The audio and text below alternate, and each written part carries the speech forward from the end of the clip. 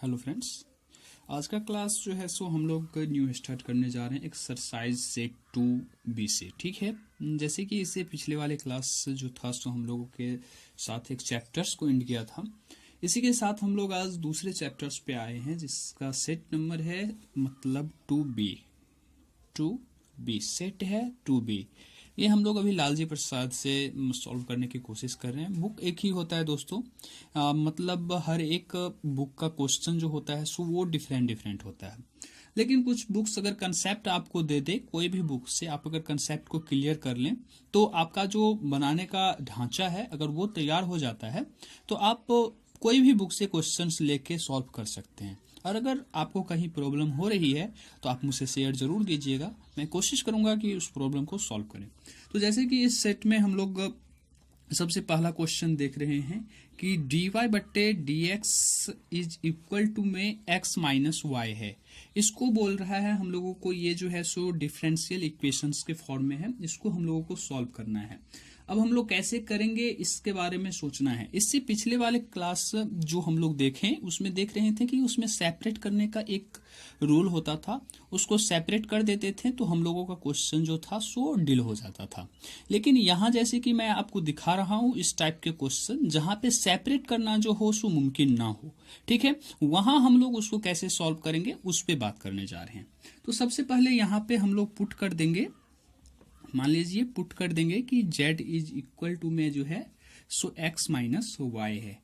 अब हम लोगों को एक बार x के रिस्पेक्ट में इसको डिफरेंशिएट करना है, एक बार y के रिस्पेक्ट में डिफरेंशिएट करना है। ध्यान दीजिएगा मैं क्या कर रहा हूं उस पर गौर कीजिएगा, ठीक है। मतलब dz/dx मतलब ये हुआ कि x के रिस्पेक्ट में इसको जब हम लोग डिफरेंशिएट करें तो ये 1 माइनस dy/dx आ जाएगा। इसको समझने में आपको कोई दिक्कत नहीं हुई होगी। और ऐसे ही करके हम लोग फिर से एक बार क्या करें तो y के रिस्पेक्ट में इसको डिफरेंशिएट कर देंगे हैं, ठीक है। लेकिन यहाँ पे हम लोग एक चीज और इससे देख रहे हैं कि मतलब कुछ इससे फायदा होने जा रहा है, उस फायदे को पहले देख लेते हैं कि dy/dx जो है सो इज इक्वल टू में हम लोगों को मिल गया 1 माइनस dz/dx, ठीक है। ये चीज आपने देख लिया यहाँ पे। मतलब अब ये हुआ कि अब देखिए कि अब हमको इसको y के रिस्पेक्ट में मतलब डिफरेंशिएट करने का काम नहीं पड़ा। तो अगर काम नहीं पड़ा तो हम भाई क्यों करें।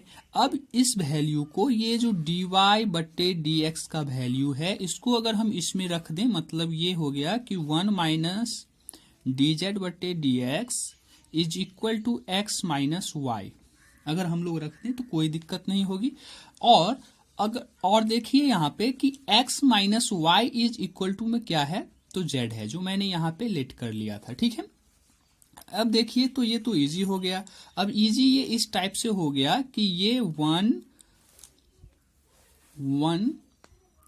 Minus z is equal to में dz/dx हम लोग इस यहाँ पे नोट कर सकते हैं, कोई दिक्कत नहीं है।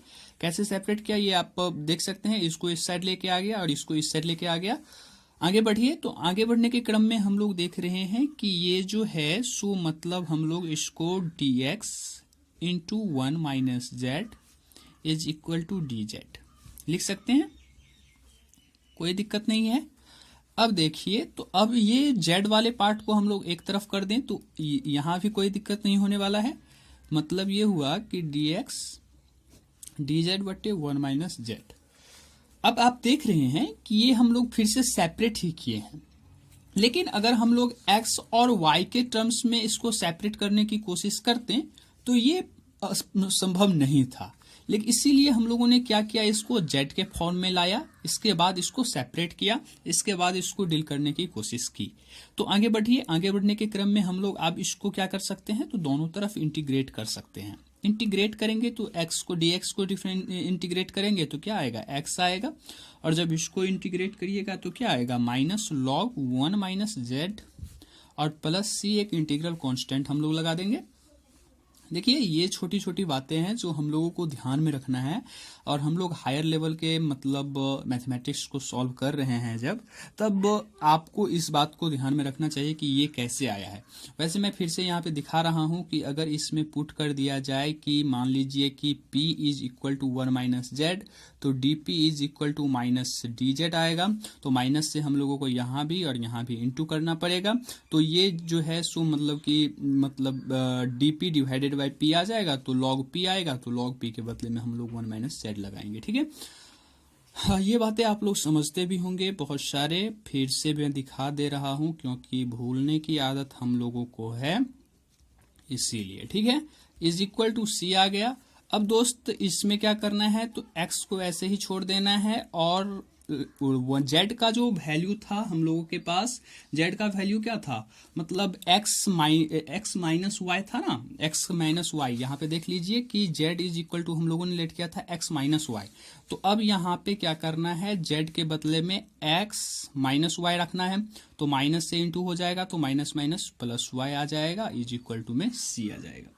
तो इसमें एक काम और कर रहे हैं जो आपके लिए जो है सो सुविधा देने वाला है। तो जहां तक मुझे लग रहा है ये आंसर यहीं पे एंड हो सकता है।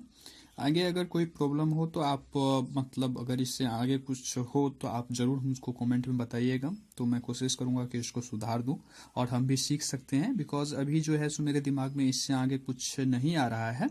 तो ठीक है, अभी इसको यहीं पे एंड करते हैं, मिलते हैं अगले क्लास में न्यू क्वेश्चंस के साथ। Thank you.